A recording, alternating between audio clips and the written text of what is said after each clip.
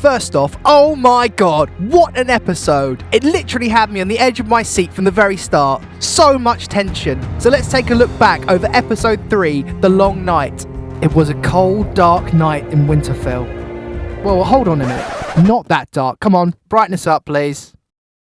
It was a cold, dark night in Winterfell. Samwell looked shaken as the Dothraki, unsullied, Knights of the Vale, and the host of the North prepared to battle the seemingly unstoppable force of the army of the dead. Bran, protected by the Ironborn, led by Theon Greyjoy, are at God's Wood to lure the Night King. Dragons fly in the air awaiting the Dothraki army to make the first move in this epic battle. Melisandre appears from the darkness and ignites the Dothraki swords, illuminating the area as they set forth and charge into the darkness. An eerie silence consumes Winterfell as their lights are extinguished from a snowstorm. As the snowstorm quickly fills the land, Samwell is taken down by a White Walker. Ed, the last commander of the Night's Watch, saves Sam from his fate and is killed.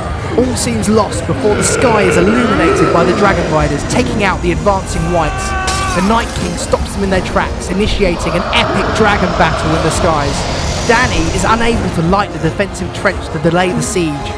The Unsullied step in to defend Melisandre as she attempts to cast an incantation to set it ablaze. Come on! Come on! Yes! She finally manages to set the trenches alight and stops the White Walkers temporarily before they use themselves as a bridge to get over the fire and breach the walls. Arya is injured whilst defending the northern wall and is chased off by a pack of Whites. Followed by Sandor and Beric, he sacrifices himself to let Arya narrowly escape with Melisandre, who informs her to fulfill a previous prophecy. The Night King uses Viserion to breach the northern gate as a white giant enters, killing Lyanna, but is killed in the process. Dany manages to knock the Night King off Viserion and yells Dracarys to burn him.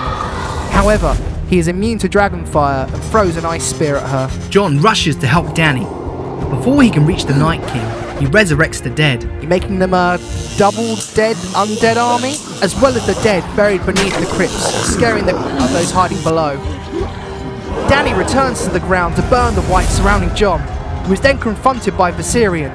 She is rescued by the legend that is Jorah, who dies fighting to protect her. The bait seems to have worked as the Night King arrives at God's Wood and faces Theon. An emotional moment between him and Theon entails. Theon charges towards the Night King, who proceeds to kill poor Theon. The Night King approaches Bran.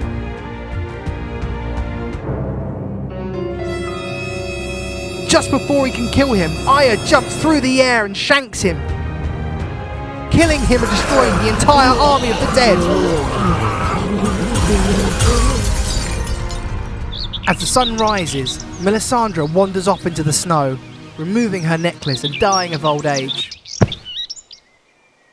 What an episode! So much happened, so many deaths, so much excitement.